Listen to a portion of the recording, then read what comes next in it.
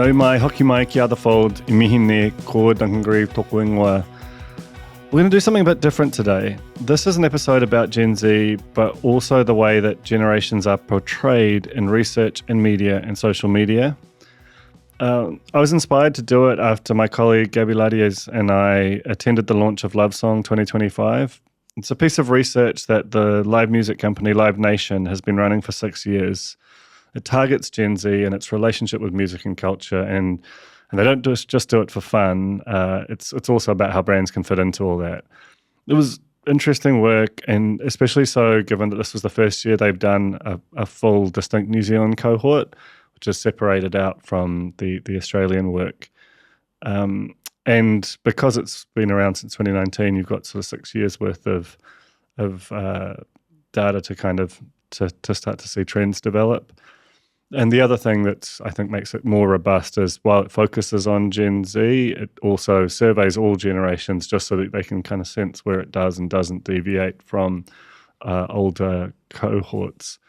So we're going to talk about that research, but mainly we're going to use that as a jumping off point to have a wider conversation about generations. I find the way that Gen Z are portrayed in legacy media, it often feels like they're this sort of exotic, potentially invasive species that have just appeared in our lives, and we're trying to make sense of their strange behaviors. And on some level, that's true. You know, that generations do emerge and join the sort of adult sphere in times, but it's also kind of ludicrous. I mean, the whole concept of generations is to some extent, but there's also truth in it too. So we're just going to talk about that, some of the micro of specific trends, and also the tensions between generations and within generations. And hopefully it will be a fun conversation. To do that, there's Gabi, who I mentioned before, and lyric Waiwiri-Smith, another colleague of mine. And together we'll talk about the tensions, the weirdness, all the stuff that goes into the generational discourse and how it pertains to our work. Morena Korua, welcome to the fold. Thanks. Morning. Can you start by introducing yourselves along with confessing your generation, and maybe just give a sense of how much affinity you do and don't feel with the general perception of it? Lyric, do you want to start? Yeah, I'm Lyric. I was born in the year 2000, so that makes me a Gen Z. I'm 24 because the year 2000 was actually 25 years ago, and people who were born at that time are old now, or older. And I definitely feel like I'm a Gen Z in the sense that my experience of the real world is very much tied into the digital world. Like, there's no separation for me, and there never really has been. So I feel like that was the defining characteristic they pulled out in the Love Song research, and we've got someone for whom that's true. Yeah, I can confirm that is my experience of life. Got a specimen living and breathing. Not resisting, just dutifully inhabiting it. What about you, Gabi? Hello, I'm Gabi. I was born in 1991, which makes me a millennial. Quite squarely, I think. Quite smack bang in the centre. I think I am a millennial, even though I like to think I'm not. What do you mean by that? Because it is cringe. But everything that is millennial core that I see coming up these days, I go, oh shit, yeah, I remember that. You remember that, but I feel like you don't. You sort of resist it. Like you don't kind of go gently into the millennial night. Yeah, I've always been a bit of a weirdo. Always been a bit against the grain, but not in a naughty way. Just in a cool way. I spent most of my teenagehood being an emo and then a K-Road rat. So there was that. That might be something we all have in common. Okay, so let's start talking about the research. Gabi, you were there with me.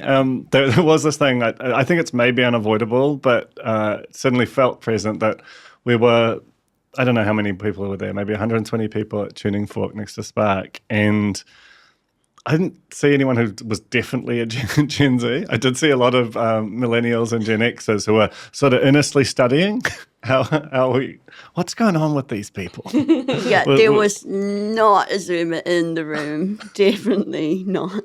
But I guess they already know all this stuff, So why would they? So what jumped out to you?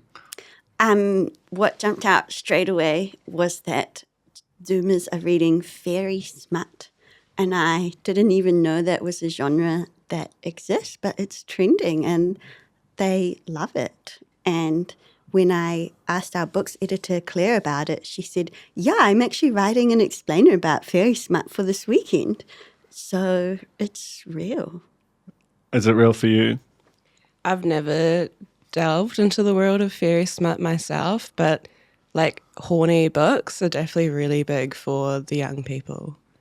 Yeah, because it's interesting, right? Like the thing with these microtrends, like they might be massive, like 15% of people is a massive trend. It also means 85% aren't doing it.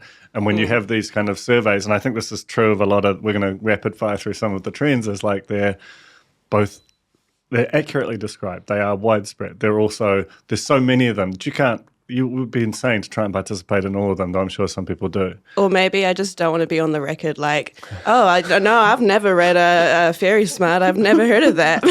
Dragon smut, sure, but fairy smut? No, fucking way. Not for me personally. I like the elf smut. But yeah, there's so many trends that it's hard to like keep up. The nostalgia thing was quite interesting, right? The sense of the internet being a place where all culture is available at all times, and there are kind of micro reanalyses or resurfacing of heaps of different eras happening at all times. But it also feels like, how do you know what's contemporary? And there's this thing that for millennials, Gen Xers, boomers, etc., the nostalgia is for things that they remembered from growing up, whereas for Gen Z, anything before, say, 2005 kind of thing, you're being nostalgic for a time that you didn't experience. Is that what's up with that? I don't know. Like, I feel like we as in Gen Zs, we always go on about like analog media, and like I just want to read a book and like touch a CD and like feel like I'm not like constantly consuming media online or like through a like techie kind of whatever. Because everyone's like, man, the 80s and 90s, those were bomb. And I'm like, yo, I really just wasn't there. Like, I always ask my dad, like, what did you do? Like, what were you doing when you had no internet? Because that blows my mind that you just like hung out. It was boredom, right? Like, you couldn't scroll. Like, what the hell? I think it was the defining thing. Like for me, I was thinking about this for me. I'm Duncan Greive. I'm Gen X. I was born in '79, so very late. But the thing I remember about my teenage years, so I was a teenager in the 90s, was you were just super bored. You were reading the serial, like the classic cliche of you read the cereal packet every morning because that was there. That was the reading material. And so the abundance of culture and entertainment seems to be like the defining shift. What you mean? You Gabi experienced both those worlds. What was your like were you bored or? Yeah, I think what did you do, Gabi? Bored. I was just remembering what I did with my friends.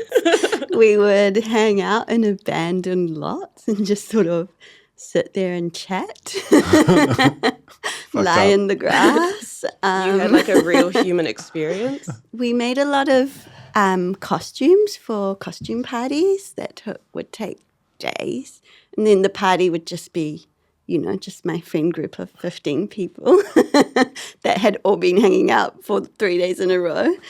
And then, MySpace and Bebo came along when I was in high school. So we were sort of delving into the social media era and customizing our profiles, having profile songs. But the internet was a place that you went, not a place that you always were, right? Yeah, because it was dial-up, so you couldn't be on there all the time. And we only had dumb phones, like with the black and white screen with buttons, like only texting. And it was a mission to get there. Like you were like, okay, I'm going to steel myself for the journey onto the internet. Like, yeah, you got to fight your siblings for the Yeah. computer. Yeah.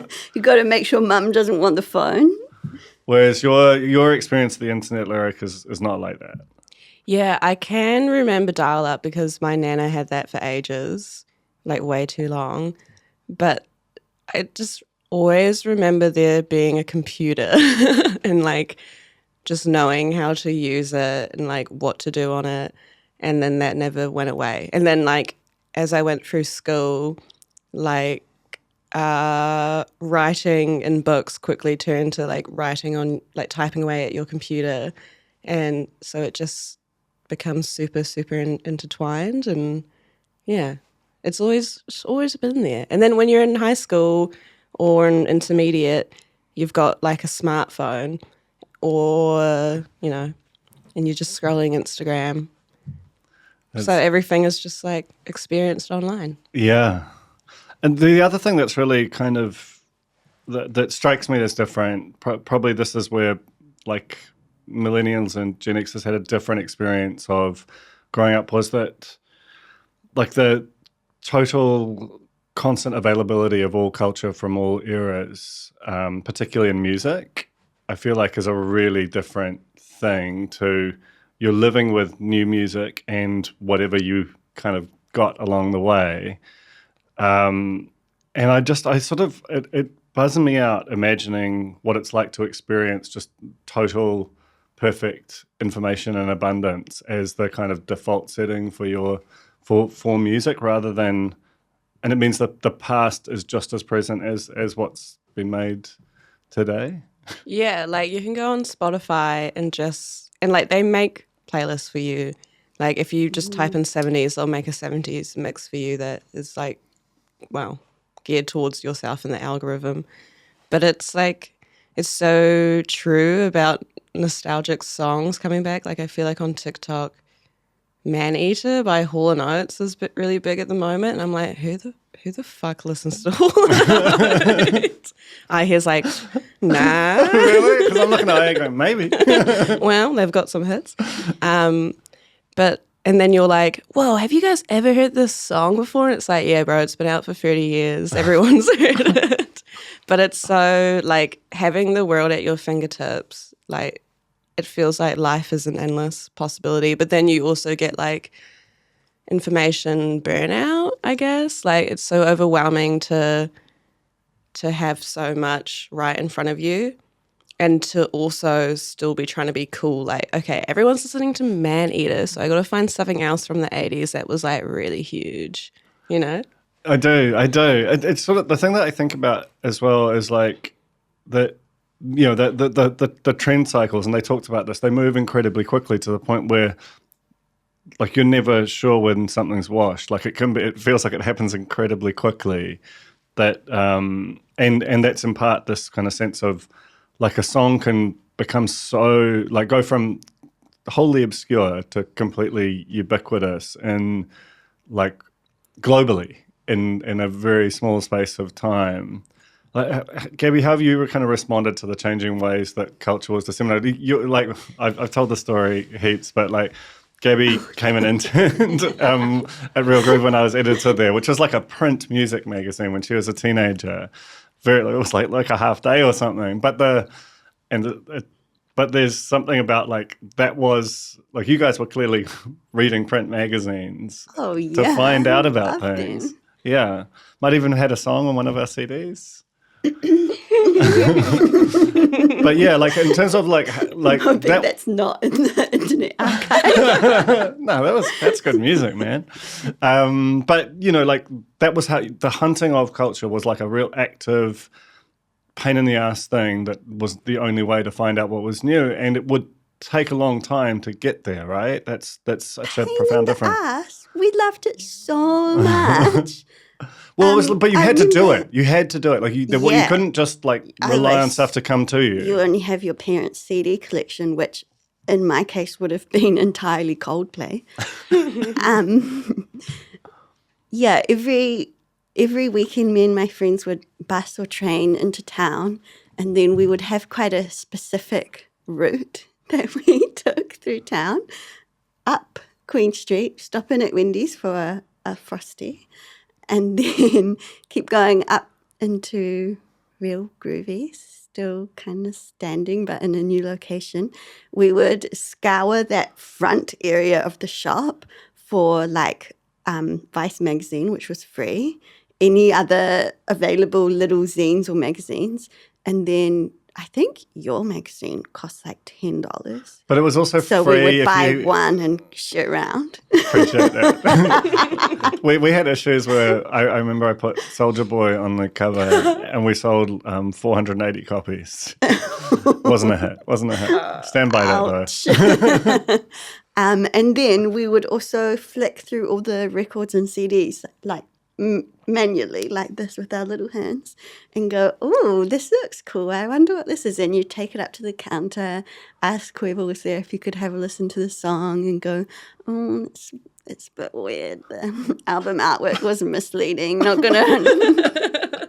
We would almost never buy anything, but we spent whole days in there like listening to stuff, looking through stuff. It was so much fun. And then we'd go up through K Road and look at all the vintage shops. I've never done that. Did that for like 2 whole years of my life, every weekend. Never gone to like a record store and looked through the magazine for recommendations and then put the vinyl on the player to test it before listening. Had to listen. Nah. It's a really different way of approaching it. I do think as well, like about what it's like for artists now when they're competing not just with whatever other artists are putting out at the moment, but with the entire history of recorded music and an algorithm that naturally prioritizes things which it knows people like over things that they might potentially. Do you like? How much of your listening lyric like is like new music versus like sort of they call catalog anything older than 18 months? Like, do you feel like you consciously seek out new music, or is it served to you? Like, how, that because that new music was the whole thing. Everything, it just got kind of shipped out and forgotten. Like that was almost the whole point. But now that feels like it's a much more. It feels like it must be harder for artists now. Yeah, I feel like definitely in fandoms, like whenever Taylor Swift's about to, I know, I'm locked in, like at midnight, I'm waiting for the drop. And like, that's fun. Like you get I imagine that wasn't your guys' reality. Like you couldn't just go onto Spotify or on the internet and then it drops at midnight and you listen to it straight away and then go to sleep and wake up in the morning and talk to your friends at school like that was fire or that was really shit. No, absolutely. We used to pass around CDs at lunch. Man. Yeah. I feel like I try to stay on top of the new music because I still want to be hip and I never want to be like that scene in The Simpsons where Homer's talking to his dad and his dad's like, I used to be cool with it and then what was cool changed. I never want to be that. But then Gabi's like,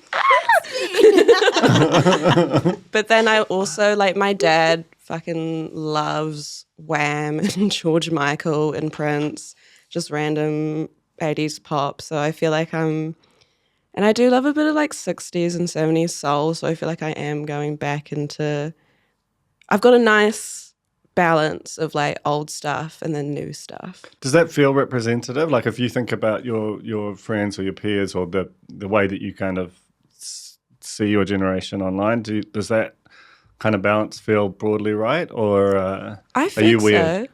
Well, my friends are the type of people where when we were teenagers, we were on Rate Your Music, and like, have you ever been on Rate Your Music? No. It's kind of like Goodreads or Letterboxd for like music, like truly deep in the trenches, music snobs and nerds. And then there used to be this huge Facebook group called Patrician Music Chart Posting, and that's where you found cool music. And like I feel like so many friends were in these online circles where people are just recommending music or giving like really obscure, like you guys need to check this out, and that's how we found it. That makes sense. And then that's kind of like kind of taken the place. Like the print magazines all seem to die around the same time, and while there were like little pockets of like an institutional music media. I think that's what largely replaced it, was actually more democratized. That was my free Vice magazine. Yeah, I think so. So another thing, just before I want to like just hit a couple more on the survey and then move on to some more kind of bigger elements. There's this thing that they talk about the creator as a career, creator economy, effectively as a career option under active consideration by Gen Z. And it's weird, right? Because I think that the creator economy, like when we think of it, we're like, your mind instantly goes to like a YouTuber selling like an someone on Instagram selling like Tim Tams. And it feels like this very thin kind of 2014 version of it. And now, anything from Substack to YouTube, there's just so many different avenues so it's actually a much broader and more plausible existence. I mean, we had Francis Cook talking to someone who does like gardening TikToks, which is like,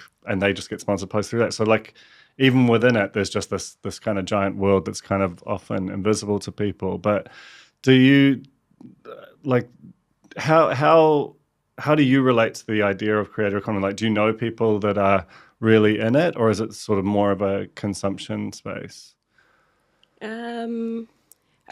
Don't have any friends who also love that we say content creator now instead of influencer. Like, I feel like we're ashamed of influencer now. Well, influencer, like there was such a big tension about it. Influencer felt like too narrow for what it was. Right? I think it's a fair substitution. I feel like we're all kind of content creators, are we not? 100%. Like, we're right? all kind of like, even if we're saying like, I love authenticity, like I want to be authentic so bad, you're still curating your Instagram feed and like thinking, like looking at a tweet and then thinking for a minute, like, was that funny? Okay, post.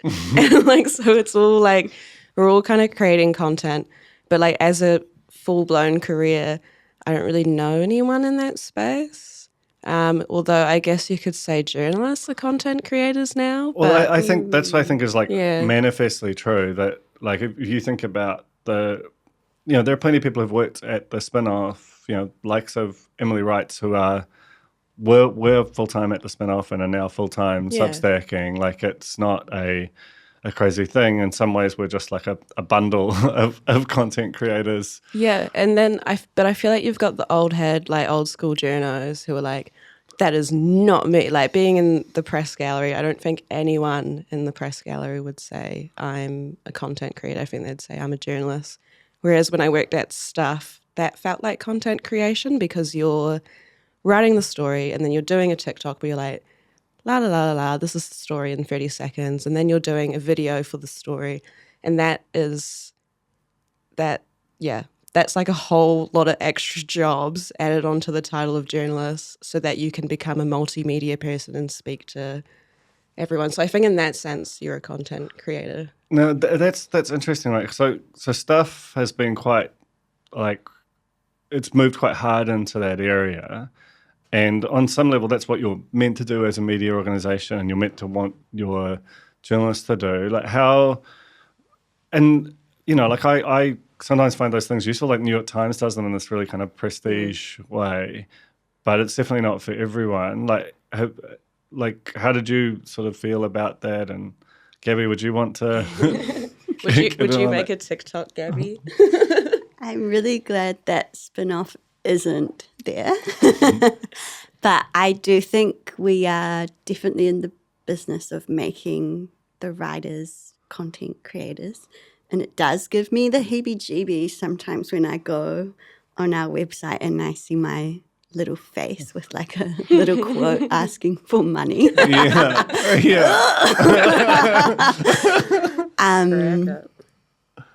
And I do think that that's why people love the spin-off, is because of the very particular curation of writers and content creators that we select for the site. At the moment, I have been wondering if I need to upskill and be more multimedia, but I've decided that maybe if I ever find myself in the place where I need to be making TikTok videos, I might just get another job. That's like a red line Because where I'm too far from home. Yeah, I actually really like writing and interviewing people and that form of storytelling. And I think maybe making miniature videos is not for me. Well, it was pretty short-lived. Like, stuff had the, like, stuff shorts, and I don't know where that's gone. But when that launched, it was like, Hundies, like, make your videos. This is how people are going to reach us. So, yeah. I mean, I think that's the hard thing, right, is you're just trying to figure out how to fund the journalism, and then you make a new form of journalism in the hope that that'll be the thing that unlocks. It's this kind of endless chasing your tail thing. And if you're the person creating it or the person running it, it must feel quite exhausting. But yeah, I think that's been replaced by the sort of news hubification of video that's coming out of there. So what I want to do now is there's this Gen Z outs for 2025 and Gen Z ins for 2025. The whole concept to it is really great. I love an in and outs list. Like, I think they're so fun. But I just want to say one thing about this survey or research thing. I feel like it was written by a millennial. I'm sorry, but we're certainly presented by a pair of millennials. Yeah. I do not think a Gen Z wrote this. It's the whole thing, despite being about Zoomers, is so millennial coded. Do you, because I mean, like, you sort of go like, how they've got this this list that we'll read through, and you're like, how was the list made from, like, them volunteering, like, an idea, or was it here's a list I prepared earlier? What do you think of it? And if the list was prepared earlier by millennials, then it's going to have millennial coding, even if it was 100% Gen Zs are identifying positively with it. I fully understood that as, like, they had the questions pre-prepared and were like, Ozempic's still in, right? So there was this list that should we start with the ins or the outs? Outs. Yeah. Okay. Why not? Okay. The outs. Out with the old and in with the And new. and I'm just going to ask you to kind of either agree or disagree with the placement on the list. Tradwives are out. Yes. I think they're out, but they will keep doing their thing. Skinny jeans out 78%. That has been out for years. Almost to the point where you're This like, did not need to be said. Yeah. That part is giving millennial. It's like, oh my God, skinny jeans are out now? That's a really crazy one. They're waiting for them to come back in. They're like, please. Are they in yet? They Are they were in You yet? open Are the they drawer in and yet? just sort of stroke them and go, your time will come. They were hoping the Gen Those Zs are would not say it's fitting in. me anymore. Botox. I'm glad that Gen Zs think that's out, but I don't know if it really is out. I feel like other anti-aging things are really in. Oh, like? Like moisturizers and retinol. Like, I feel like you don't need Botox now because you're telling yourself you can just do the anti-age. I don't know. I'm not really a skincare. I think assume it just... I think that out is because Zoomers are really young, so they don't actually need Botox. But you can get, like, preventative Botox. Like, that was in for a minute. It was in for a minute, yeah. Frozen. This is one. What the Lyric, fuck does this mean? You told me that this was fresh for you. Frozen yogurt Saturday nights. Some of the shit was this an Australian thing? No, I remember frozen yogurt era when But everyone Saturday was night? line up. nights specifically? Nah, not Frozen specifically. yogurt's been out for ages. Well, the Saturday night aspect of it really blows my mind. Like, were we supposed to be doing that instead of going to the pub? I guess so. Well, fuck that, but okay. Speed dealer Sunnies. This was as Chris Hipkins kind of famously wore when he That's was the introducing moment where it himself. went out. Yeah, it might well have been. Nah, I feel like they've been out for a minute. They were really in, but Gabi was saying yesterday, like, those big, like, Jackie O sunglasses should come back in. I think they are in. True. They're, like, really big, kind of square but rounded, like bug eye ones. Fun. They're cute. Well, we'll have a look. Maybe they'll be on the other list. Bed rotting. 57% say out. I think that's aspirational. Yeah. Yeah. People still rotting. Yeah. Hard to stop. And last one, being demure. That's a good laugh. None of us were ever demure. It's so not demure to say demure. Okay, the ins. These are all that, by the way, like got a lot higher salience than the outs. People are more emphatic in terms of percentages. Dating IRL, not on apps. That's so that is the truest part of that list, because I feel like my generation do not know how to ask each other out or flirt with each other, like IRL. Like, I feel like we've been on the dating apps or like slipping into people's DMs like, hey. And now we're kind of touch-starved and like wanting a real human experience, but our experience of life is so digital that we're like, how do you actually talk to someone in that way? I don't know. So you're saying it's like in aspirationally, but not in terms of no one's executing on it yet. I feel like I hear a lot and like feel personally a lot like dating IRL would be great. Like, imagine meeting someone at a bar, but it just like feels like it doesn't happen, or maybe just not to me. I don't think my generation knew how to date either. We just used to get really drunk and sleep with each other. 100%. Like, there was not a good dating culture before. New the Zealand's apps. just never had one, right? Never. Yeah. The whole concept of a date seems insane. Yeah. Yeah.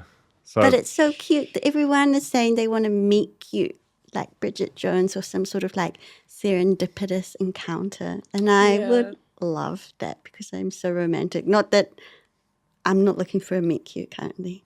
But once I waited for like 2 weeks because I thought a boy was going to leave a note in my letterbox, but he didn't. What? Can you That was believe? his loss. fuck him. And then he slipped into my Instagram DMs and I was See? just, that's not what I want. Yeah. See? the women yearn for love letters and not Yeah. Instagram DMs. That's good information.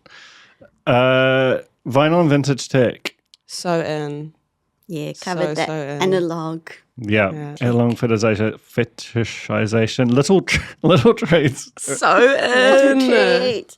I'm glad that's still in. It will always be in. It was just quite funny the way they phrased it at the presentation. It was just like you get a little treat for some really fucking almost nothing. But yeah, fair play. Life's hard. Dressing to slay at music events. Yeah, Millennial wrote that. I think dressing to slay whenever, wherever is always in. A music festival like concert is when you're like, all right, we're posting up on Instagram, like get the girls together, look hot as fuck, take your photos, post them, wait for the guy you like to slip into your DMs, yearn for that meet cute, and then keep it pushing. And have a little treat. And have a little treat at the end because you slayed. Interesting thing with music festivals was the proportion of people who said they went to them to see their favorite artist was like 58% or something, which struck me as super low. Like, I guess there has always been another reason to go, but for me personally, it was always like, I'm going because I have this lineup and that's the thing I'm there to do. All the other stuff is a bonus. What about you two? I feel like money is precious, so I'd rather go to a festival where like there's at least 5 people that I'd be willing to see. Yeah, what about you, Gabi? I feel like a festival is a really bad environment to see an artist that you love. That's true. And so I think I usually go for the vibe rather than really wanting to see a beautiful performance because I'm always stuck at the back, like, or in the middle, can't see shit because I'm short. It's hot. Getting pushed around. Yeah. And then another thing, just kind of related, was like 1 in 4 would buy a single ticket and go to a show on their own. I love that. Really? It's so Would you brave do and that? independent. I would never no, do that. because I'm a millennial. Yeah. And this whole time I've noticed that I keep saying we, as in me and my friends, instead of like, I did this, I did that. It's always we. Me and my cohort. Yeah. But My I would peoples. love to go as a lone little I. I think it would be so much fun. I might do a You've festival never been to alone a soon. like festi or concert alone? I think I went to a gig alone once, and then someone asked me, "Oh, who are you here with?" And then I was like, "R.I.P. What a loser." And now probably if no one wants to come out with me, I just wouldn't go. No, Tragic, Gabi. hey? I Well, literally went to a concert alone like a few months ago, and I went to Homegrown on the weekend and would have gone alone if my friend didn't buy a last minute ticket. I feel like it's fun going alone. Like you can just be on your own buzz. No one's like, okay, we need to go see this person now. You're on your own schedule, and you can probably find someone you know there and be like, what's up?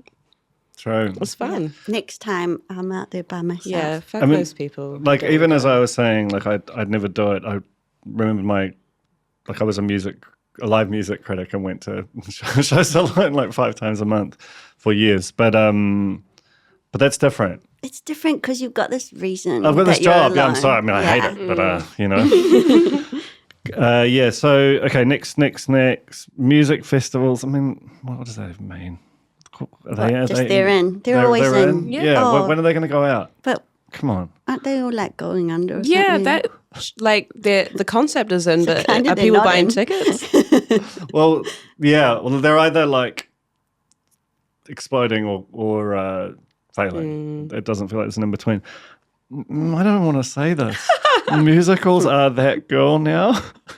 Oh my god. That makes me want to die. Yeah, like, I feel like I've done a small Yeah. crime. I deserve an little treat for just having read that sentence. No more little treat. I have to skip one. A hiding is an anti-treat. Musicals, I'm not going to phrase it the way they phrased it. Like off the back of Wicked, I would say, yeah, musicals are in, but I feel like they're going to quickly drop out. So far, they're doing pretty well with this What's the endorsement. percentage? I'd say it's like north of 80, maybe north of 90. Run clubs are the new social clubs. Go on, Gabby, you would know. Take it. We have a run club at work. It's really nice. We run. The day keeps changing. I think it might be Wednesday now at lunchtime. It's so good. It's cute. It's so nice. Does it feel Wholesome. millennial though? I'm just not an exercise, so I cannot comment on run. Conceptually, would love to meet people through a club, but I am not running. You know, I've been in that run club Slack channel and have never gone for a run with you guys. I think running is quite millennial in general. Everyone when you hit your runs. 30s, people start running. You know, Everyone's things running at the change. moment, bro. Everything changes. I'm like, what are Yeah. you running from? Your millennial self. Maybe we think skinny jeans are coming back, so we're like getting prepared. Being country music curious. Again, let's So phrasing. yeah, I think Chapel Roan just dropped a country. really bad song. You didn't like it? I hate it. Oh my god! I think You're it's just a disaster. Gen X. No. Disaster is such a strong word Yeah. for that song. Yeah, I think it's failed. It's giving. No. Wow. Yeah. What about like you like Luke Combs, eh? Yeah. Yeah. I don't get him. You got to go see him live. Like if you don't see, it's bizarre. It's like Chris Stapleton I saw like 2 weeks ago, and I think his music is genuinely like appalling, just very poorly produced. Like it, and then you see him live, and you're like, oh, this is like crazy. And so I think with a lot of these artists, they've got like this. There's these kind of genre conventions that they have to conform to in a recorded context that don't necessarily represent how they sound in a live or how it feels Yeah. in terms of with the crowd. I feel like country music has been on the up, but my hot take is that with the Trump administration, it's going to go down. Because of the coding. Yeah, because of a bit too adjacent. But I love a country woman. I'm not into country men. Like I liked Beyonce doing Cowboy Cut and Chapel Roan, but I would never sit down and listen to Luke Combs. But I would listen to like Johnny Cash because that's like classic and feels like what country music. It's a time when country meant something, you know. Like if I was there during that time, I would have understood, you know. Do you listen to country, Back Gabi? into the catalogue, Zuma goes. Not really, but it's fun every once in a while, and I do love to wear a cowboy hat. It's a good hat. It's a hell of a hat. Okay, last one. Again, this feels wrong. Asia pop stands. Yeah, I feel like K-pop's been in for ages and ages. Yeah. But I think they should have just said K-pop rather than saying why Asia, did they say Asia, Asia pop? I've never even seen I Asia know, it's pop not a as term I'd ever seen. genre. Yeah. They're Asia just pop. all the same. Asia. But wait, are we saying Asia pop's in or the stands are in? I think standing Okay. Asia pop, isn't it? That's how I'm reading it. Because the stands are crazy, but They've been crazy for a while though.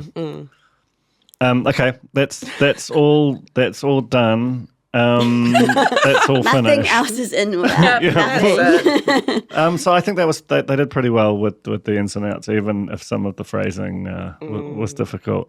The thing I want to talk about before we finish up is the way that these things are framed as like generational warfare. Like there was this New York Times story which I shared ahead of time, which was like Gen Z and millennials are fighting again over like these, and it almost feels like, so if the New York Times has like a Gen X boomer audience that now we're just like watching out like our literal children arguing over like sock heights or something is this new weird form of sport. What do you like make of the kind of endless way that tension is arranged? There's two people who broadly just get on and don't, like, I assume, aren't just constantly judging one another for your choices. Gabi's my twin. I never judge Gabi. Although I feel like I've had a part to play in stoking the generational fires, because when I worked at Stuff, you'd write some silly stories like, Gen Z say this is not cool anymore, and I cringe every time I think about that part of my life. So I'm a culprit, but I feel like as a Gen Z, people are always like making assumptions about you and what you know and what you don't know, and you just want to be cool and like understood and like be like, no, I know nostalgic things too, you know. But then I feel like we're also really judgmental, like, ew, you guys are old as fuck. Like, you can't tell me what to do. And, like, millennials, ew. So I feel like it's just, but that's what happens when you get a lot of young people on the internet. They're going to be a bit mean. And then when Gen Alphas get a bit older, they'll be like, ooh, Zoomers. They definitely will. Yeah. Like, as a parent to a Gen Alpha, like, I'm terrified of when she gets any kind of platform. Gabi. I think the feud between Zoomers and millennials is a loving feud.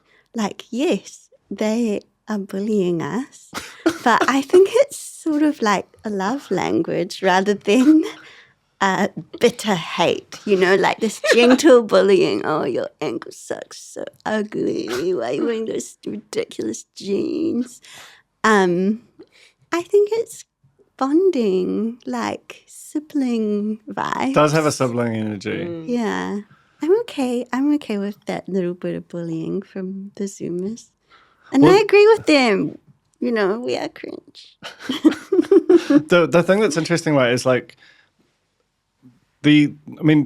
teenagers were a sort of like famously like an invention as an idea, and then generations are clearly like arbitrary and sort of just imposed on groups of people. But it does feel like if you look at the internet as this kind of big generational dividing line, and there's something about like the level of scrutiny that whatever the kind of teen, 20-something generation is at the time is so powerful now because it feels so different and such a window into the kind of current, what it's like to grow up now, that the level of discourse and scrutiny is far beyond what it might have been when Gen Xers were that in the 90s and 2000s. Gabi, do you remember, because millennials were Gen Z once in terms of that, all of the discourse was, look at these freaks coming through. Do you remember when that started to change, and how did that feel for you? Kind of sort of suddenly realizing, oh, I'm no longer like the young kind of interesting one now. The uncool thing. Yeah, goddamn Gen Z eating my lunch. I actually don't remember feeling as scrutinized in the same way that I see Zoomers being scrutinized now. But I think I maybe was just unaware of all these like marketing research things. It probably was happening to millennials. Yeah, I don't know. I feel like the biggest time, or like the time that these generational divides kind of were most highlighted to me, was when millennials really started hating boomers. And that's when I sort of realized there was these unofficial, or like official but not really real, delineations between ages. And I think ever since then it's kind of grown and grown, this interest in like this generation as this group to study and think about as this whole, just because of your age. I don't really know how helpful it is to look at people that way. Because, for example, millennials hate boomers because, as the narrative goes, boomers bought all the houses and then we couldn't have any. But what I have observed is that wealth actually gets inherited. And what I see happening now is all these boomers that have been, all these millennials that have been like skewering boomers for buying up all the houses and owning everything, and now getting like gifted houses from their parents because boomers are their parents. So it was all that hate for like intergenerational when it actually should have been interclass. And it was sort of has been misguided a little bit, I think. That's a classic tension you're just describing there. Yeah. What about boomer hate? Yeah, boomer hate was such an era. And the spin-off, I'm not ashamed to say, but I am kind of very conscious that we went quite hard with that stuff, that narrative. And it, like you said, the wave was there and you just wrote it. Look, I mean, that's true. We didn't create anything. We're just a plucky little website that could write about avocado toast. Yeah, 100%. But there was this, it was always reductive because there are plenty of boomers who don't have houses, and there are plenty of millennials on a wholly different financial plane to them. But the whole thing is, it's just easy to talk about groups, and they, at a population level, if you look at the way that wealth's allocated, like, boomers are the wealthiest generation there's ever been, and also have a great universal superannuation scheme. Yeah, that's true. But they're going to die, and like the millennials are going to inherit. You have natural causes, to be clear. Yeah, of course. You don't clip that, and then the price says boomers are going to die. Yeah, I guess they've definitely had a nice economic ride along the way comparatively to other generations. Say less, bro. And the other thing that struck me about it is about this, that like, so I just listened to an episode of the Ezra Klein show, which had with this guy David Shaw, who just does like massive amounts of surveying politically. And the thing that he pointed out is that the median 75-year-old, and this buzzed me out, the median 75-year-old in America is less likely to vote Republican than the median 18-year-old guy. So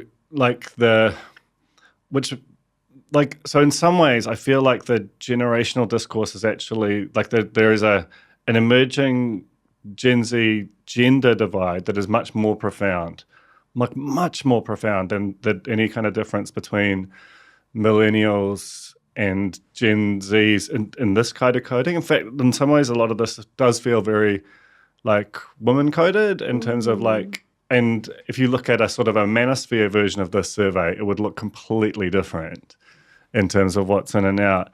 Do you, and this does feel peculiar to Gen Z, like it's less likely to be true of like the gender divide politically in the US and likely emerging internationally because these the way the platforms work is much less profound the older you get. Like, Lyric, is that something that you sense, that there's a gender divide I feel emerging? like that survey was definitely giving like for the girls and the gays, like, Yeah. whereas I feel like there are quite a lot of young Gen Z men who are in that like edgelord space because it's so easy to go on YouTube and like watch some shit and then like it recommends you Andrew Tate or someone insane and then you're like, maybe this guy isn't so bad after all for some reason. It's and really then, crazy. there's little pockets. And I guess that's where also those just trad wives, girls also like fester and like, but then there's always a conservative and liberal side to every generation, right? Yeah, but this feels like, I mean, like extreme, and it's come up very quickly, like post 2020. Basically, lockdowns seem to kind of young people are supposed set to off this be bomb. progressive and like, you know, woke. And, That's the whole theory of it, too right? woke for their own good. Yeah. But it's like, no, actually a lot of people also exist in online spaces that are insanely conservative. Like, it's not a space that is insanely woke and everyone, like, you can get bullied relentlessly anywhere on the internet, you know? That's one of the greatest. That's what Tim Berners And imagined. thank God for that. I think us millennials had these really high hopes for Zoomers that with all the information and connection available on the internet, that Zoomers would be like, the super woke, progressive maybe, like, generation without these kinds of parts to it. Maybe it's like also the fact of being so online and like not experiencing like genuine human connection, like genuine empathy. Maybe that's part of it. If some Zoomers are too online. Yeah, and I think there's also this the notion of a collective shared experience is kind of gone, and so you have these, you know, if people are spending more and more time on platforms where there is nothing that's kind of collective about them, then your sort of your experience of them is going to be so like wildly different that these surveys are on some level predicated on a shared consciousness that is getting harder to stand up the longer we walk down this road. Thank you both. This is a bit of an experiment, but I really enjoyed it, and I thank you for coming in and representing your generations so well and self-consciously. How do you feel Gen Xers are represented, Duncan? Gen Xers are a secret. Yes. This is the best thing. Like, there's been this war against boomers, which the millennials proudly fought, and we just kept our heads down and we're like, okay, this is good. There's the silent generation. They're rightly left out of it. They don't know the internet exists, thank Christ. And then there's Zoomers. The Zoomers are the ones I'm worried about. Like, they could find out about us. You know, we've got really similar names. Yeah. And you're our parents as well. Well, yeah, I'm a parent to two Zoomers, and